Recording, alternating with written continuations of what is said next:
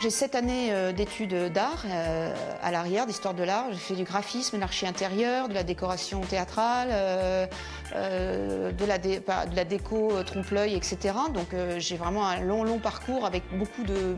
En fait, j'ai beaucoup de cordes à mon arc. Et puis il y a toute une partie aussi qui est, étrangement, qui est conservation du patrimoine. Donc en fait, toute ma vie, j'ai jonglé entre les deux et bizarrement, des fois, ils s'interpénètrent. Voilà. Et mon parcours, c'est un parcours d'une passionnée, un parcours de quelqu'un qui est amoureux de l'art, qui en a besoin comme on a besoin d'oxygène en fait. On a un côté un peu peut-être infantile où on grandit pas et le monde est beaucoup trop violent, donc on essaye d'y amener et de s'amener une part de magie, une part de rêve. Van Schierin vit et travaille à Ajaccio. Cette artiste étonnante et polyvalente considère que l'art a pour fonction d'améliorer la vie des gens, solliciter l'enfant qui sommeille en chacun de nous, en apportant de la couleur, en aiguisant les sens, pour nous faire oublier, ne serait-ce qu'un instant, la violence du monde. On est donc au bistrot du cours. C'est un lieu que tient mon ami Pascal Bruno, parce que c'est un peu mon partenaire de crime. En fait, dans ce lieu où j'ai pu m'exprimer pendant de nombreuses années, j'ai décidé d'appeler ça le MAP.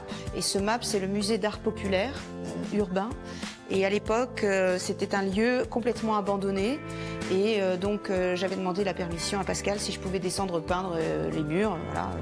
Et du coup, plus les peintures avançaient, plus ça prenait de la place et plus cette idée justement d'assainir ce passage et de le rendre utile en fait pour tous les Ajacciens, pour tous les passants, pour tous les touristes, le rendre fun, amusant, de créer un lieu de culture un peu interlope, nous a commencé à pousser vraiment, mais c'est vraiment poussé comme une graine dans nos esprits en fait. Et donc ce MAP, c'est cette amitié en fait, c'est cette rencontre, c'est ces échanges pendant des années et c'est aussi cette confiance voilà, que j'ai eue avec Pascal.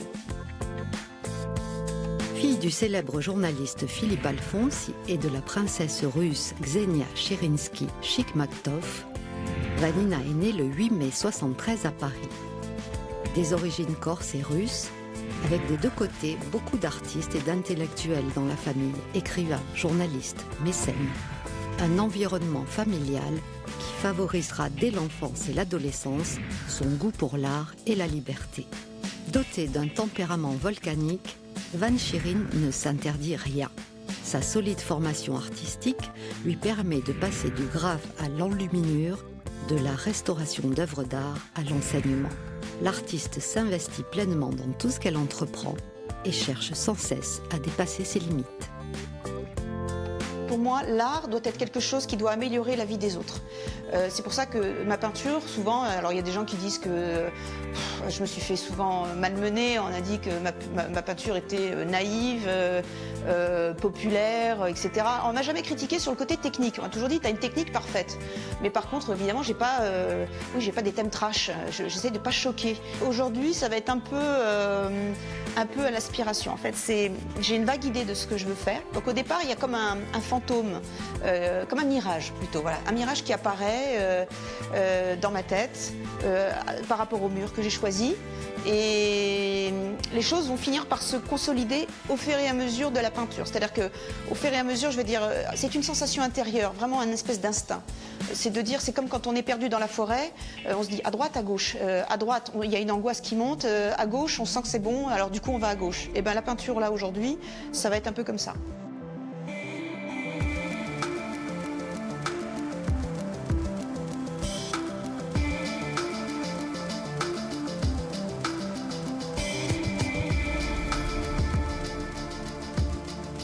Je ne me destinais pas du tout à l'enseignement parce que j'étais vraiment une artiste pure, c'est-à-dire sauvage, je voulais personne, etc. Et ça a commencé donc il y a 20 ans.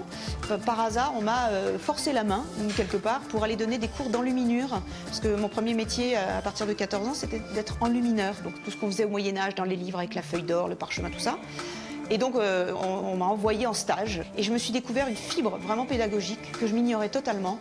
Et ça s'est transformé au fur et à mesure des années. Et donc, je me suis retrouvée à enseigner, notamment en maison d'arrêt, à Ajaccio. En fait, j'ai enseigné tout ce qui était art plastique. Voilà. Là, il n'y avait pas de limite. Il y a eu aussi un travail à la FALEP avec les jeunes ados en rupture familiale et scolaire. Et c'était toutes ces expériences qui étaient des expériences purement sociales, mais de partage à nouveau, de découverte de l'un des autres. En fait, moi je dis toujours à ces personnes, moi je suis un jardinier, eux sont des jardins magnifiques qui s'ignorent, quelque part en eux il y a un autre jardinier qui dort, et l'idée c'est de réveiller ce jardinier en eux pour que le jardin continue de vivre à l'intérieur. Et souvent ça marche, moi j'ai eu des révélations artistiques tant en maison d'arrêt qu'avec les jeunes, et pour moi c'est ça la vraie magie.